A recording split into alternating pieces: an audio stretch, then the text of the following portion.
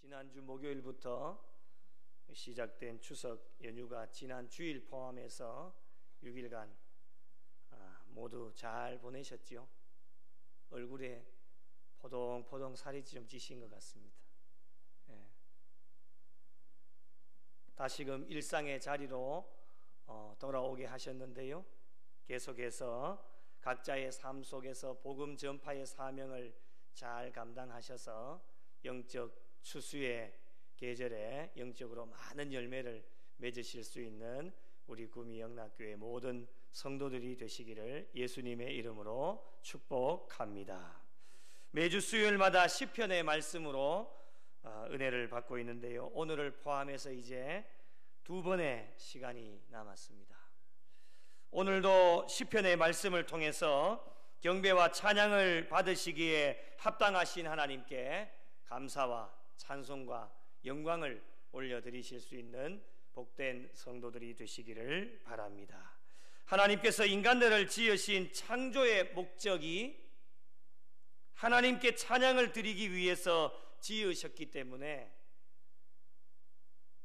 창조의 목적대로 살아가려면 하나님께 찬송하는 일이 마땅한 일입니다. 당연한 일이기 때문에 누가 시키지 않아도, 말하지 않아도, 억지로 하는 것이 아니라 우리의 마음 속에서 우러나오는 자발적인 마음을 가지고 하나님께 찬양을 드리는 일이 마땅한 일이기 때문에 영혼의 찬양을 우리 하나님께 올려드릴 때에 하나님께 영광 돌리는 일이 되어질 수 있습니다. 찬양을 드리는 일에는 사람들 뿐만이 아니지요, 하나님께서는 지난 시간에도 살펴보았듯이 천사들에게도 명령해 주셨고 온 우주 만물에게도 찬양하라고 하나님께서 명령을 해 주셨고 세상의 모든 사람들에게 찬양할 것을 명령하고 계십니다. 하나님의 명령이기 때문에 이 명령에 순종하기 위하여서는 우리가 호흡이 있는 동안 하나님께 찬송하는 일에 최선을 다해 달려가야 됩니다. 그런 측면에서 볼 때 오늘 저희가 읽은 시편 149편의 말씀의 주제는 감사와 경배로 주제가 나누어져 있습니다. 지난 시간 살펴보았던 시편 148편의 주제가 창조주 하나님에 대하여 찬송할 것을 말씀해 주셨다라면 오늘 저희가 읽은 시편 149편은 구속주로서 하나님을 찬송할 것을 저와 여러분에게 권면하여 주고 있습니다. 오늘 말씀 1절을 한번 보십시오. 새 노래로 여호와께 노래하며 성도의 모임 가운데서 찬양할지어다 라고 말씀을 합니다. 여기서 말씀하시는 새 노래, 여러분 새 노래가 무엇일까요? 금방 떠오르는 것은 쉽게 생각하면은 새로운 찬양, 신곡이라고 생각을 할 수 있는데 여기서 말씀하시는 새 노래라고 하는 것은 그런 의미가 아닙니다. 시편 114편 9절에 보면 하나님이여 내가 주께 새 노래로 노래하며 10줄 비파로 주를 찬양하리이다 라고 말씀합니다. 새 노래는 하나님께 구원을 얻은 자가 새로운 심령으로 부르는 노래를 새 노래라고 이야기를 합니다. 조금 더 쉽게 설명을 드리면 예수 그리스도를 믿음으로 말미암아 우리의 심령이 변화가 일어납니다. 그 변화가 일어나면 자연적으로 따라오는 것이 우리의 입술을 통해 하나님의 성호를 찬송하게 되어지는 겁니다. 그 입술을 통해서 찬송하는 노래가 새 노래입니다. 예수 그리스도를 통한 새로운 변화에서 오는 영혼의 찬양을 의미하고 있습니다. 그래서 우리 신앙인들은 날마다 영적으로 새로워져야 됩니다. 그래야지만 우리가 새 노래로 하나님을 찬양할 수 있습니다. 새로 나온 찬양이 아닙니다. 날마다 우리가 영적인 모든 것들을 통해 우리의 심령이 날마다 새로워짐으로 말미암아 자연스럽게 따라오는 것이 우리의 입술을 통해서 하나님의 성호를 찬송할 수 있습니다. 그것이 바로 새 노래입니다. 우리의 심령이 새로워지지 못하면은 새 노래로 하나님을 찬양하지를 못합니다. 그러므로 어제도 오늘도 내일도 하나님께서 원하시는 것은 날마다 영적인 우리의 심령이 새로워지기를 하나님은 원하고 계십니다. 그렇다면 하나님의 바람대로 날마다 새로운 마음으로 하나님께 찬양하라면 어떻게 하면 좋을까? 그것을 오늘 본문 가운데 말씀해 주고 있습니다. 몇 가지를 살펴보겠습니다.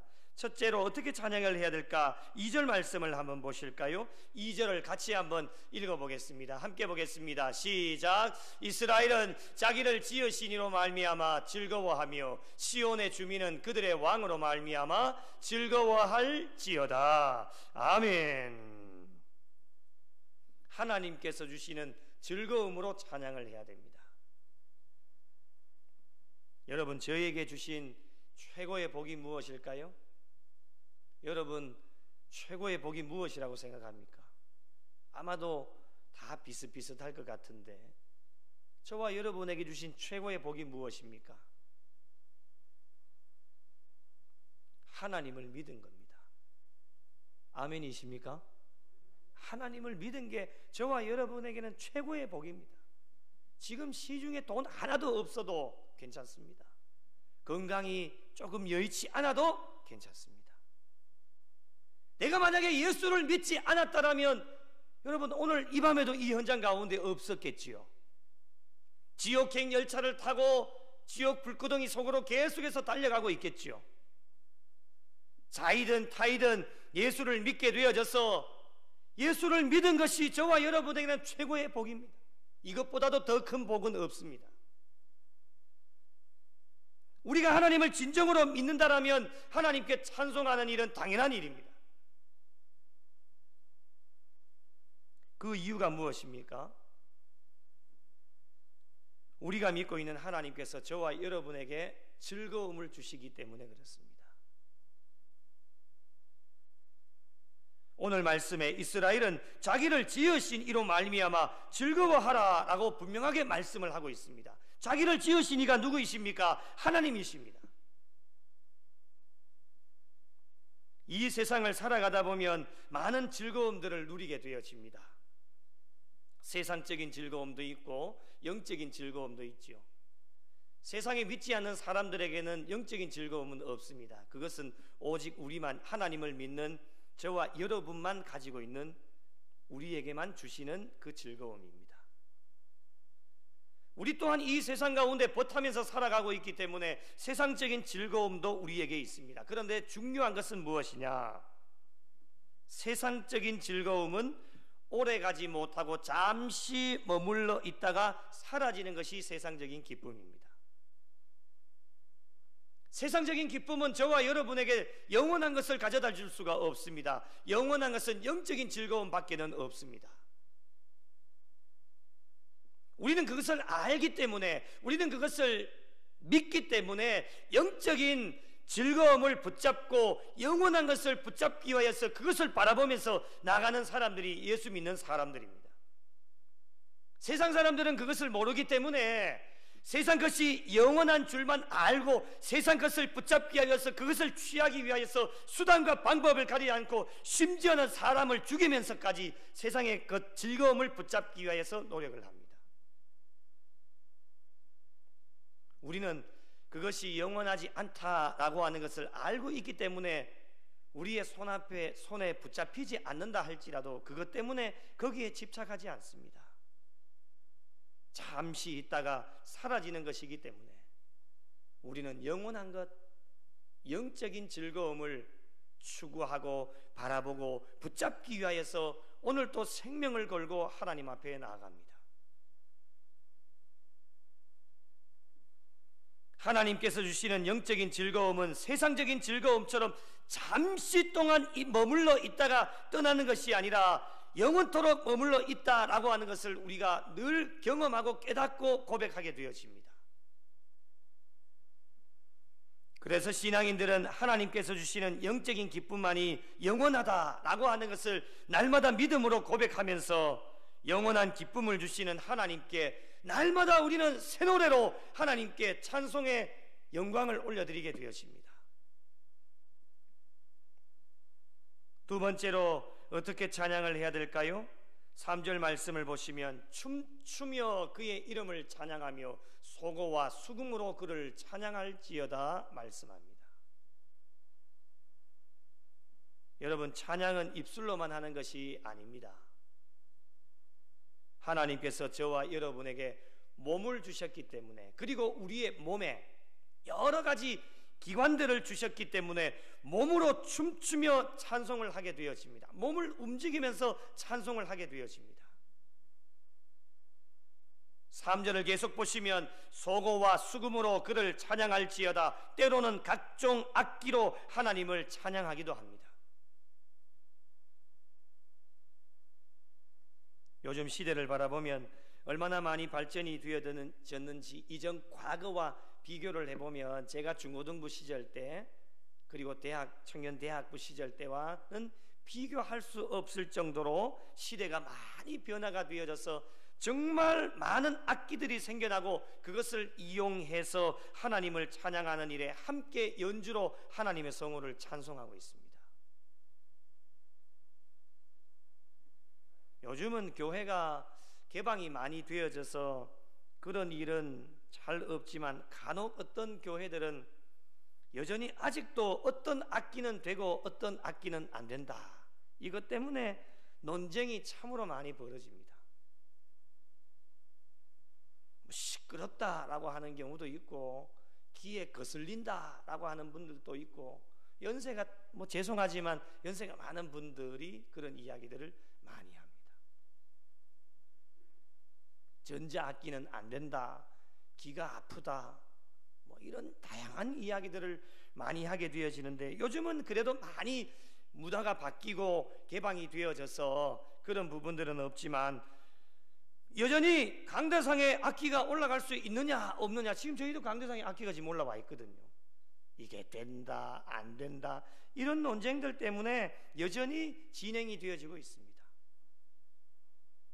어떻게 보면 이 모든 논쟁이 참 본질이 아닌 비본질적인 부분인데, 이러한 논쟁으로 인해서 악기를 사용하지 못하고 있는 교회들도 아직까지도 있습니다.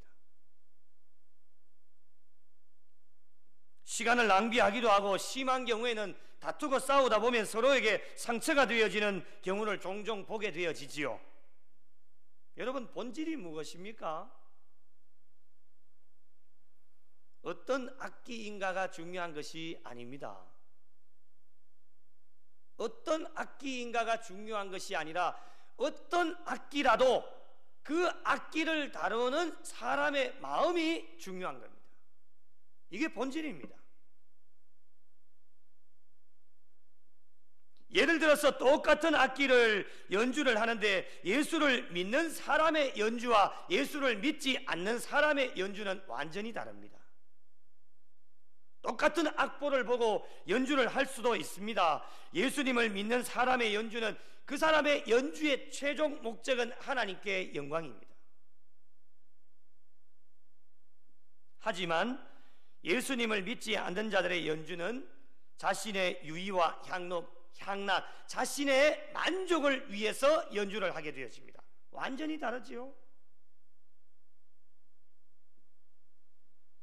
결론은 하나님께 대한 기쁨과 감격, 그 악기를 연주하는 사람의 마음에 하나님께 대한 기쁨과 감격과 감사의 마음이 있다라면 어떤 악기라도 모두 동원해서 하나님을 찬양하라고 하는 것이 하나님의 명령입니다. 그게 본질이에요. 이 명령에 누구를 막론하고도 순종할 수 있어야 됩니다. 누구도 반대할 수 없습니다. 하나님의 명령입니다. 시편 마지막 편 150편을 우리가 살펴볼 텐데 아주 다양한 악기들로 하나님을 찬양하는데 나팔, 비파, 수금, 소고, 현악, 퉁소, 재금, 오늘날로 말하면 각종 악기들입니다.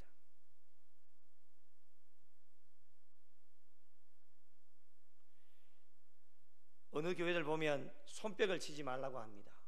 여러분, 손뼉을 치며 분명히 성경에 나옵니다.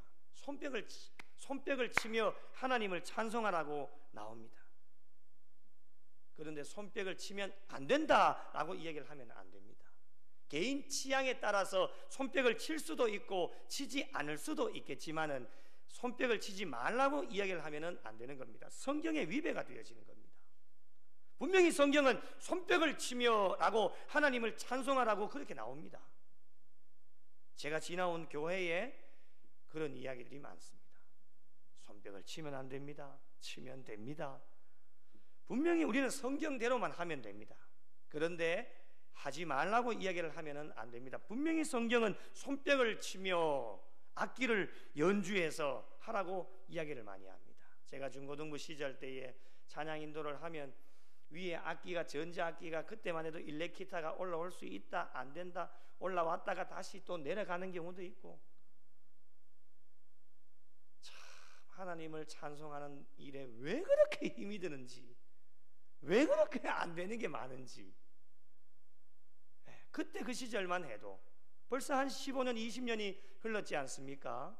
지금은 많이 개방이 되어져서 하나님을 찬송하는 일에 각종 악기들이 동원이 되어져서 물론 때로는 소음이 되어질 수도 있고 좀 시끄러워질 수도 있겠지만 요즘은 또 음향기계들이 너무너무 잘 나와 있어서 소리도 잘 조정이 되어집니다. 그 모든 것들도 다 동원이 되어져서 하나님의 성호를 찬송하는 일의 일부분이 되어지는 겁니다. 그것도 안 되면 이 마이크도 안 되는 겁니다, 여러분.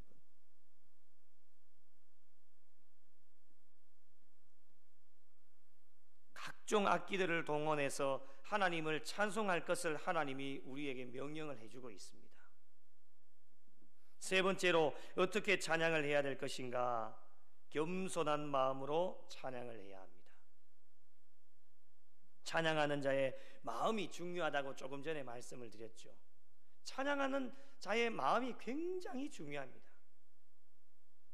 여러분, 마음이 교만하면 하나님께서 받으시는 아름다운 찬양을 하나님께 올려드리지를 못합니다. 찬양도 하나님께 올려드리는 겁니다. 근데 그 찬양이 하나님께 올라가지를 않습니다.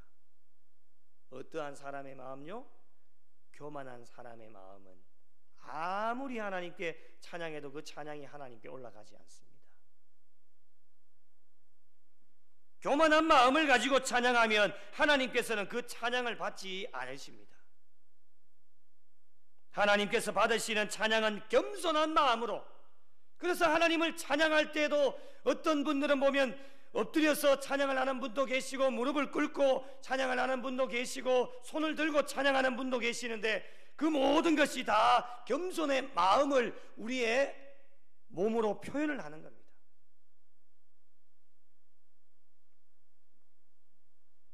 겸손한 마음을 가지고 드리는 찬양을 하나님이 받아주십니다. 예수 믿는 그리스도인의 특징이 무엇입니까? 진정으로 예수를 믿는다라면 겸손히 삶이 되어야 합니다. 예수님을 믿는다는 것 그 자체가 예수님의 삶을 본받는 것이기 때문에 여러분, 예수님의 삶이 어떠한 삶입니까? 겸손 그 자체이셨습니다. 그래서 우리가 예수를 진정으로 믿는다라면 겸손은 나의 삶이 되어져야 됩니다. 4절 말씀 보실까요? 겸손한 자를 구원으로 아름답게 하심이로다 라고 말씀합니다. 하나님께서 아름답게 하시니 하나님의 백성들은 어찌해야 됩니까? 찬양할 수밖에 없습니다. 나약하고 아무것도 내어놓을 것이 없고 부족한 자들을 하나님께서 아름답게 하시기 때문에 그 은혜를 보답하는 길이 무엇이겠습니까? 그것은 바로 하나님을 찬송하는 일 외에는 다른 것이 없습니다. 겸손하게 하나님을 찬송하고 두 손을 들고 하나님 앞에 찬송을 하며 춤추며 찬양하고 모든 악기들을 동원해서 찬양하고 입술의 고백뿐만이 아닌 영혼의 고백으로, 우리의 마음의 고백으로 기쁨으로 여호와 하나님을 찬양할 때에 그 그 찬양이 하나님 앞에 상달되어지고 하나님께서는 그 찬양을 받으시고 저희들에게 풍성한 은혜와 복을 허락해 주십니다. 마지막으로 하나님을 찬송할 때 어떻게 찬양해야 합니까? 평안한 마음을 가지고 찬양해야 합니다. 여러분, 찬양할 때 우리의 마음이 불편하면 은혜가 되어지지 않습니다. 어떻게 평안해질 수 있을까요? 복잡 다양한 세상 가운데 살아가다 보면 근심하고 걱정하고 염려할 일들이 많이 생겨납니다. 없을 수가 없습니다.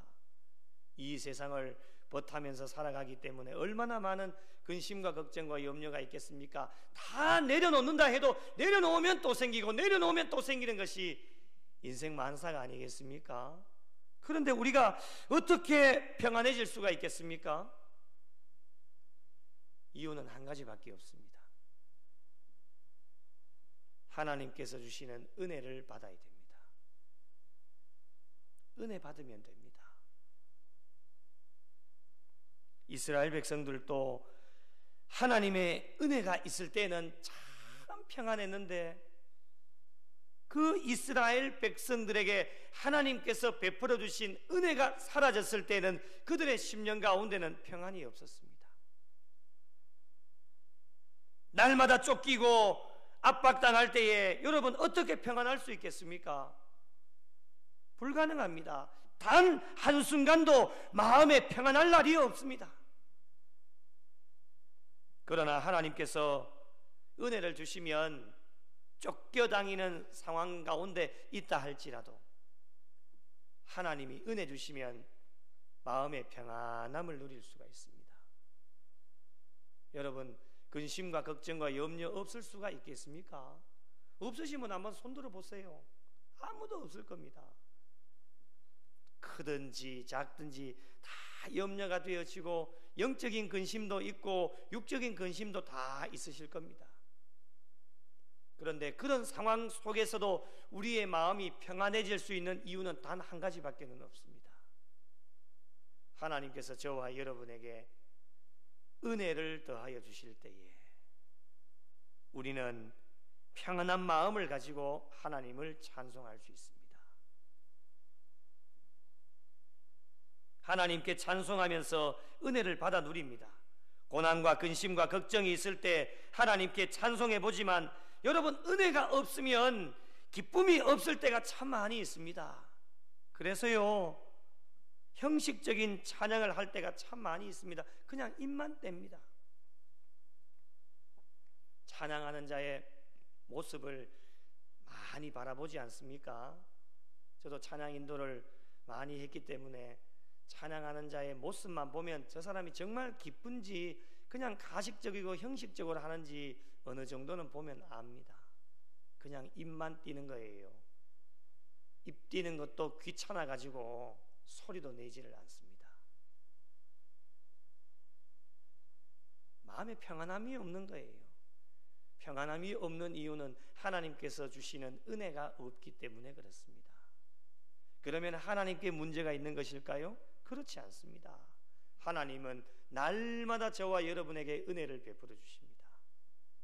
그 은혜를 우리가 받아들고 잘 간직하고 그 은혜가 항상 우리의 심령 가운데서 늘 머물러서 우리의 머리부터 발끝까지 계속해서 흘러다니고 넘쳐날 수 있어야 되는데 그 은혜를 쏟아버리고 그 은혜를 잊어버리게 되어지니까 마음에 평안함이 없는 겁니다. 하나님의 은혜가 없으니 근심과 걱정과 염려가 생겨나면 하나님께 맡기지도 못하고 맡기지 못하니 혼자서 다 해결할 수밖에 없으니 여러분, 인간이 참 연약하고 부족함 그 자체인데 혼자서 하려고 하니 얼마나 힘이 들겠습니까? 그러나 하나님의 은혜를 받으면 찬양하는 것이 바뀝니다. 근심과 걱정과 염려가 산더미처럼 쌓여있다 할지라도 하나님이 저와 여러분에게 은혜를 주시면 찬양하는 것이 완전히 바뀌게 되어집니다. 여러분, 어떻게 바뀔까요? 5절 말씀을 한번 보십시오. 같이 한번 읽어보실까요? 시작. 성도들은 영광 중에 즐거워하며 그들의 침상에서 기쁨으로 노래할지어다. 아멘. 믿으시면 아멘. 침상에서 기쁨으로 노래한다. 오늘 이 밤에도 예배를 마치고 돌아가시면 침상에서 기쁨으로 노래하는 영락의 성도들이 되시기를 예수님의 이름으로 축복합니다. 침상에서 기쁨으로 노래한다 라고 하는 것은 평안한 잠자리가 되는 겁니다.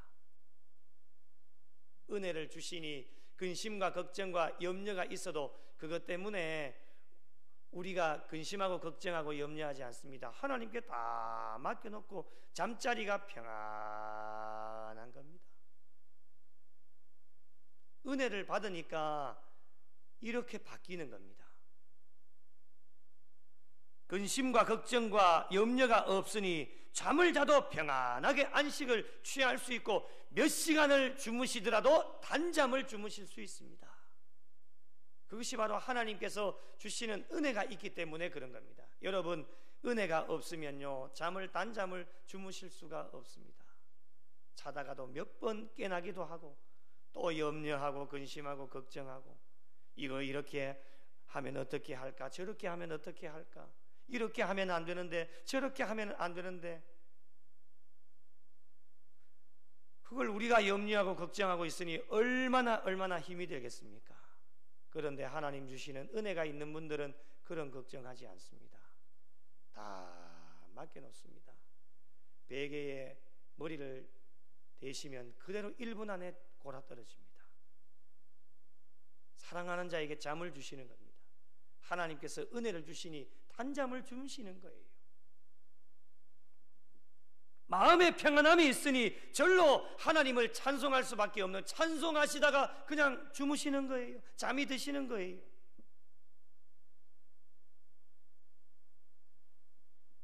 저에게도 죽음이 있겠지요. 두 가지를 놓고 기도하는데, 하나는 하나님 설교하다가 하나님 데려가시면 좋겠습니다. 두 번째는 하나님 찬송하다가 하나님 데려가시면 좋겠습니다. 이 두 가지를 놓고 늘 기도합니다. 그게 저의 소망입니다. 강단에서 설교하다가 하나님 데려가시면 좋겠습니다. 말씀 전하다가 하나님 데려가시면 좋겠습니다. 하나님의 성호 찬송하다가 마음의 평안함이 있고 은혜를 받아서 하나님께 우리의 입술을 통해서 하나님 앞에 성호를 찬송하면서 그렇게 살다가 하나님께로 갔으면 좋겠습니다. 여러분, 얼마나 복된 일입니까? 근심하고 걱정하고 염려하다 끙끙 앓다가 하나님 앞에 간다라면 하나님 앞에 뭐라고 말씀을 드릴 수가 있겠습니까? 6절 말씀 보실까요? 하나님의 은혜를 받으면 찬양하는 것이 바뀌는데 6절 말씀에 보시면 그들의 입에는 하나님에 대한 찬양이 있고 그들의 손에는 두 날 가진 칼이 있도다 말씀합니다. 여러분, 마음에 평안함이 있고 하나님 주시는 은혜가 있으신 분들은 입술에 찬양이 끊어지지가 않습니다. 늘 찬송을 흥얼흥얼거립니다. 그 입술에 찬송이 끊어지지 않습니다. 여러분, 입술에 찬송을 하고 있으니 원망과 불평을 우리의 입술로 쏟아낼 수가 있겠습니까? 절대로 불가능한 일입니다.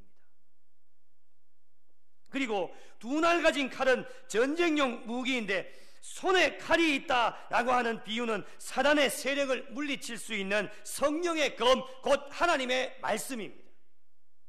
말씀이 우리의 손안에 들려져 있다라고 하는 겁니다. 에베소서 6장 17절에 구원의 투구와 성령의 검, 곧 하나님의 말씀을 가지라 분명하게 저와 여러분에게 말씀하여 주고 있습니다. 여러분, 마음의 평안함이 있으니 입술에는 찬양의 무기가 있습니다. 양손에는 하나님의 말씀이 들려져 있으니 여러분, 겁날 것이 없습니다. 어떤 사단의 세력이 우리에게 다가와도 걱정하거나 염려하거나 근심할 필요가 없습니다. 입술에 찬양의 무기가 있죠. 양손에는 하나님의 말씀의 무기가 있습니다. 하나님께서 허락해 주신 찬양의 무기와 말씀의 무기가 있으니 여러분, 더 필요한 것이 있습니까? 더 필요한 것이 없습니다. 돈도 필요 없습니다. 명예와 권력도 필요 없습니다. 이 두 가지만 해도, 이것만 있으면 우리 신앙인들은 이 땅 가운데 신앙생활을 하면서 모든 일에 승리할 수 있습니다. 오늘 말씀에도 찬양의 무기와 말씀의 무기가 있으니 7절 말씀을 한번 보십시오. 이것으로 문 나라에 보수하며 민족들을 벌한다라고 분명하게 말씀합니다. 8절을 보십시오. 그들의 왕들은 사슬로, 그들의 귀인은 철구랑으로 어떻게 합니까? 완전히 결박하는 거예요. 9절 보실까요? 기록한 판결대로 그들에게 시행할지로다 말씀하고 있습니다. 여러분, 이것이 바로 찬양함의 힘이며 하나님의 말씀이 가지고 있는 힘인 것입니다. 하나님은 저와 여러분에게 이 두 가지를 꼭 가지라고 어제도 오늘도 내일도 원하고 계십니다. 여러분, 다른 세상에 있는 것들 붙잡아 봤자 잠시 잠깐 동안에는 힘이 된다 할지라도 영원한 힘은 우리에게 없습니다. 그래서 우리 신앙인들이 꼭 가져야 될 무기가 무엇이냐? 입술에 찬양의 무기, 하나님께서 은혜를 주시니 늘 입술에 하나님의 성호를 찬송하는 것이 끊어지지가 않습니다. 끊어지는 순간에 우리는 연약한 인간이다 보니 우리의 입술에서 무엇이 나오느냐? 원망과 불평이 나올 수밖에 없습니다. 그거 하지 않으시려면 계속해서 입술에 찬양을 하십시오. 입술에 찬양이 끊어지는 순간 남의 이야기하고 남을 비방하고 손가락질하고 욕하게 되어집니다. 그거 하지 않으시려면, 그 죄 짓지 않으시려면 우리의 입술에 찬양이 끊어지지 않게 해달라고 하나님 앞에 기도하셔야 됩니다. 그리고 양손에는 하나님의 말씀을 들고 가셔야 됩니다. 하나님의 성호를 찬양하는 자들과 말씀을 들고 있는 자들에게 주시는 하나님의 은혜이자 능력입니다. 이 은혜와 능력을 소유하기 위해서 오늘도 우리는 하나님 앞에서 믿음의 경주를 열심으로 달려가고 있습니다. 이 능력을 소유하기만 하면 앞으로 남은 여생 주님 앞에 가시는 그날까지 어떠한 어려움을 당하고 어떠한 고난을 당하고 어떠한 해됨이 우리에게 있어도 우리는 근심하거나 걱정하거나 염려하지 않습니다. 사랑하는 성도 여러분, 새 노래로 여호와께 찬양하십시다. 우리의 심령을 날마다 영적으로 새롭게 해서 오늘 또 새로워지고 내일 또 새로워지고 그 다음 날 또 새로워져서 주님 앞에 가시는 그날까지 날마다 영적으로 새로워져서 새 노래로 여호와 하나님을 찬양하십시다. 날마다 마음을 새롭게 해서 하나님을 찬양하는 일에 정말 생명을 걸고 하나님을 찬양하십시다. 이것이 우리의 마땅한 본분입니다.